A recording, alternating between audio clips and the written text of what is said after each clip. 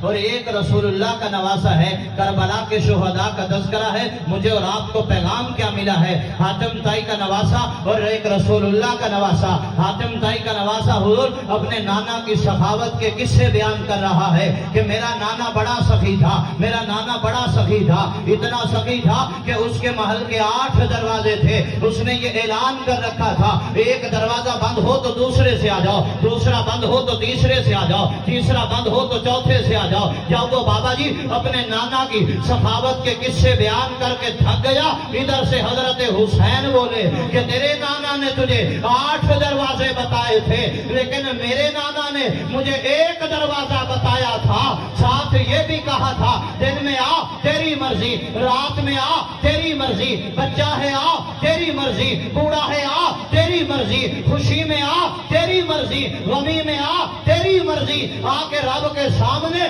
جبین نیاز کو جھکانا تیرا کام ہے، تیری جھولی کو رحمت سے بھر دینا میرے رب کا کام ہے۔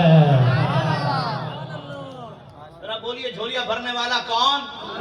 بولو گلا پکڑا، جھولیاں بھرنے والا کون؟ اچھا شہزادے کو ادھر ہاتھ جو کہ حل ہوں گے سبھی مسئلے، موگلا ہے جگہ کا نام، آپ کو تحفہ دے رہا ہوں، حل ہوں گے سبھی مسئلے تدبیر تو لاؤ حضور، حل ہوں گے سبھی مسئلے تدبیر تو لاؤ، ٹوٹی ہی صحیح شمشیر تو لاؤ، آگے کا کام مالک و مولا پہ چھوڑ دو، پہلے زباں پہ نعرہ تکبیر تو لاؤ۔ بتاؤ دینے والا کون؟ یار ذرا جرت سے بولو نا، کہتے ہیں ہمارا تعلق اس قافلے کے ساتھ ہے جو کربلا میں 72 تو شہید کرواتا ہے لیکن مسکرانا نہیں چھوڑتا۔ دیکھو میرا تعلق غازی عبدالرشید اس قافلے کے ساتھ ہے، سب کچھ شہید کروا دیا لیکن مسکرانا نہیں چھوڑا۔ ہمارے چہرے بتاتے ہیں، قبریں بتاتی ہیں، ذرا ہاتھ اٹھا کے بتاؤ دینے والا کون؟ اور محبت سے پتا چلے، یہاں مواحد بیٹھے ہیں، دینے والا کون؟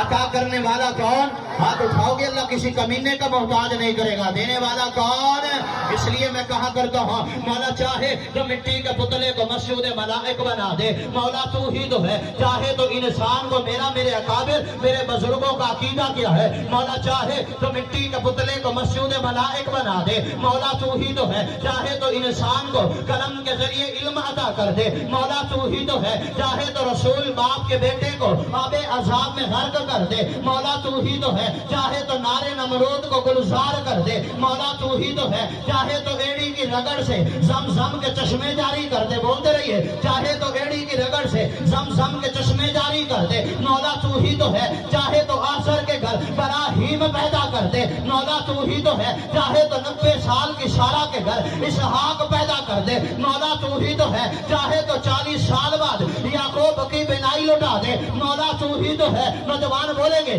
چاہے تو مصر کے بازاروں میں بکنے والے یوسف کو مصر کا بادشاہ بنا دے، مولا تو ہی تو ہے، چاہے تو وادی ایمن کو مقدس بنا دے، مولا تو ہی تو ہے، چاہے تو پہاڑ کی اور سے اونٹنی کو پیدا کر دے، مولا تو ہی تو ہے، چاہے تو بشر کے نغموں سے پہاڑوں پر وجد طاری کر دے، مولا تو ہی تو ہے، چاہے تو یتیم پیدا کر کے نبیوں کا امام بنا دے، مولا تو ہی تو ہے، چاہے تو محبوب کی انگلیوں سے پانی کے چشمے جاری کر دے، مولا تو ہی تو ہے، چاہے تو معراج کی رات گردش افلاک روک دے، مولا تو ہی تو ہے، چاہے تو ایک پیالہ 70 صحابہ کے لیے کافی کر دے، مولا تو ہی تو ہے، چاہے تو جابر کی ایک ہانڈی 1400 صحابہ کے لیے کافی کر دے، مولا تو ہی تو ہے۔ اور ظالم ہوگا جو چپ رہا، دنیا روتی رہے، دنیا چلاتی رہے، ابو بکر و عمر کو روضے میں سلا دے، مولا تو ہی تو ہے۔